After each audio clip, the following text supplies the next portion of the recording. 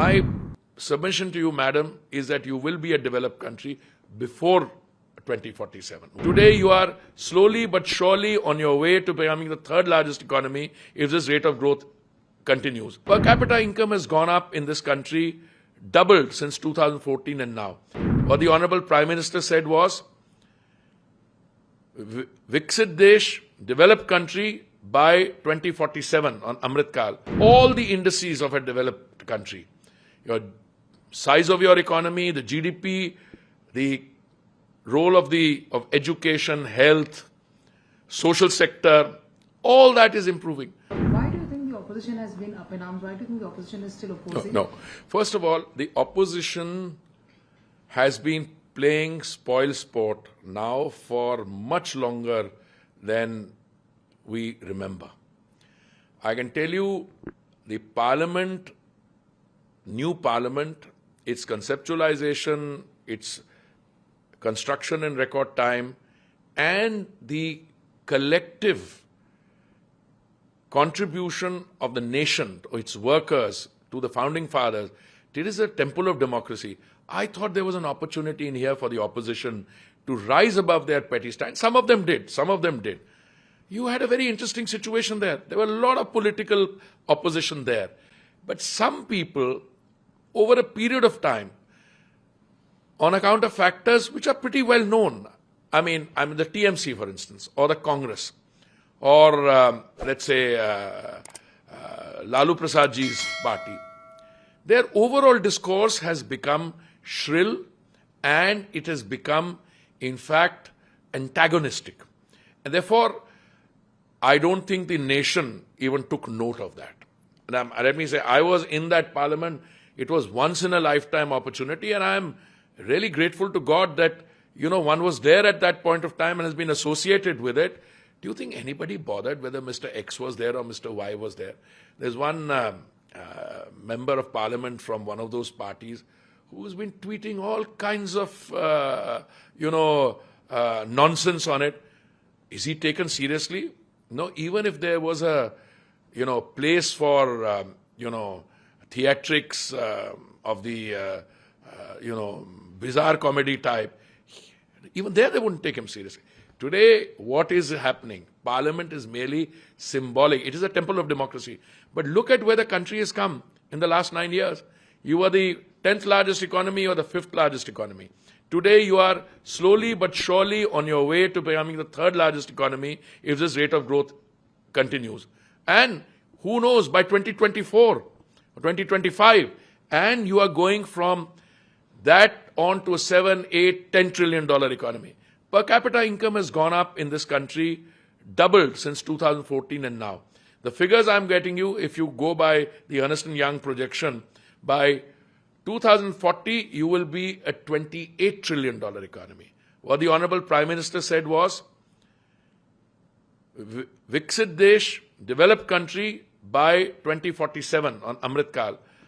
My submission to you, madam, is that you will be a developed country before 2047. Why? Because all the indices of a developed country, your size of your economy, the GDP, the role of education, health, social sector, all that is improving. I mean, how many countries in the world, how many were able to produce 224 crore vaccine doses and distribute them free, send them also to a large number of countries outside India? So I think it's a really moment of great joy. I know there is part of human nature, when something is going well, you want to throw in a discordant note, make it shrill, because you have other issues to doing. But I don't think that detracts. When the history of this period is written, I don't think these people will even find a footnote mention in that. You're speaking about the economy, you're speaking about the $5 trillion economy that the Prime Minister has spoken about, the way forward. But it seems that the former Finance Minister, Mr. P. Chidambaram, is not convinced, and he's put out a series of tweets questioning the government in terms of the numbers. I'll tell you something about Mr. Chidambaram. I had the privilege of working for him. With due respect, I want to tell him, I just want to pick on one thing he has said. He's looked at petroleum prices. Mr. Chidambaram, when you were finance minister, you chose to address an immediate problem by kicking the solution down the generation or two. He floated something called oil bonds for 1,41,000 crores. Today we are having to pay 3,50,000 crores back. This is Mr. Chidambaram. But I must tell you, Mr. Chidambaram, with all his faults, occasionally when he sees the progress around, he cannot but display that even he is impressed in parts.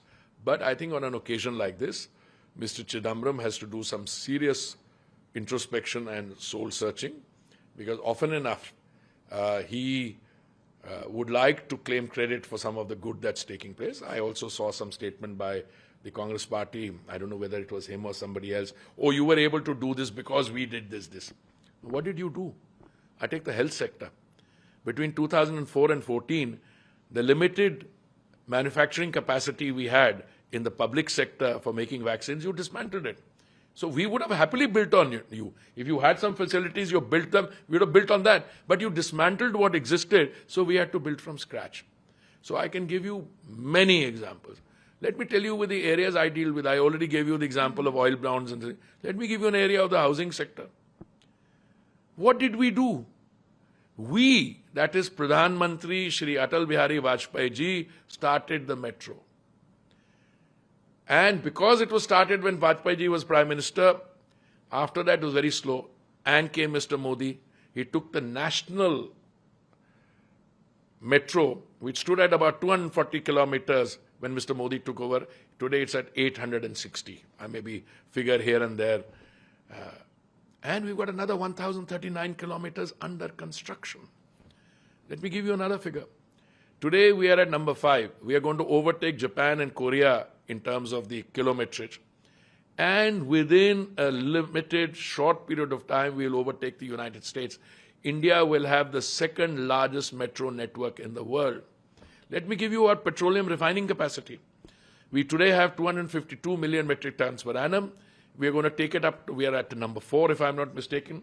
We will take it up to 450 million metric tons per annum, which I think will be the second largest in the world. So India is on the march. The new India that the Honorable Prime Minister has envisaged, that is showing results on the ground. Those figures are, look at the number of Jan Dhan accounts, look at the kind of payouts that is taking place under Fasal Bima Yojana. I mean, you name any sector. But the whole thing is, it is couched in the philosophy of governance, Sushasan, Samaj Seva, and it is targeted at those who are the most vulnerable part. In fact, when we talk about, and I spent 39 years in the Foreign Service, when you talk about development, I can say with confidence, the Sustainable Development Goals of the United Nations will succeed because India will succeed. And India will succeed, and thereby the SDG global success will take place. You've been in the foreign services, you've served as ambassador in the past as well. What difference do you see the way the world looks at Narendra Modi and India 2014 onwards as well? If you're asking me this question on the 30th of May, you're making it easy for me.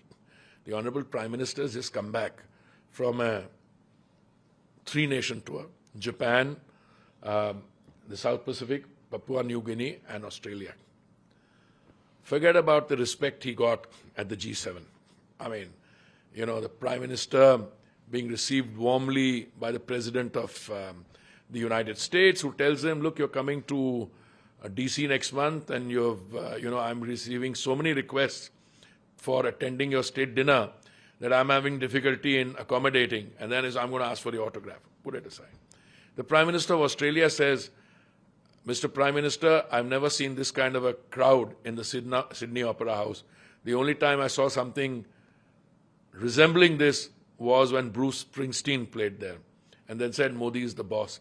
And then when he landed first, I've taken this sequentially, when he landed in Port Moresby, it's not just a gesture of the Prime Minister of the host country receiving him with that deference, with that reverence, but what he said in his speech.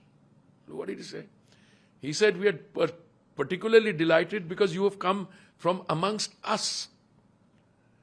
And you today are providing a decisive voice in the G7 and the G20.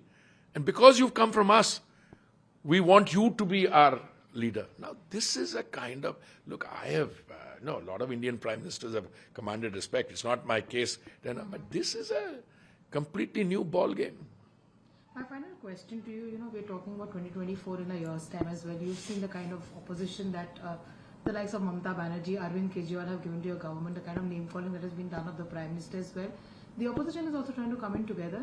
How would you like to respond to the attack by Mamata Banerjee and Arvind Kejriwal on the Modi government? And do you think the opposition can come together and form a platform? I want to be very correct and dignified in what I say. So I'm tempted to say that I treat their comments with the contempt that they deserve, but I won't say that. I mean, that is what I feel like, but I'm not going to say that. What I'm going to tell you is, let Mr. Kejriwal first deal with the Congress party. The Congress party does not want to associate itself with what he wants to do in the administration of Delhi on the issue of powers on relating to services. In the few days that there was this, before the ordinance came, he hounded officers. There was an officer, I don't remember his name, maybe Rajshekhar, who was the secretary in charge of services. They raided his room at, I think, well past midnight, spent 34 or 40 minutes there, took out files, took them to an adjoining room. Officers, jo inki ishare pe nahi chal rahe the, their families in Punjab have been hounded by the government there. So the less we talk about Mr. Kejriwal, who was the muffler man, the Aam Aadmi, who started his political career in the Anna Hazare movement against corruption, that Aam Aadmi today has got a 20,000 square feet plus palatial house, which has all the trappings of opulence, which you normally associate not with democratically elected leaders, but which you associate with monarchs. So much for Mr. Kejriwal's comment. Insofar as Mamata ji's comments are concerned, we don't have enough time, but I have a lot to say.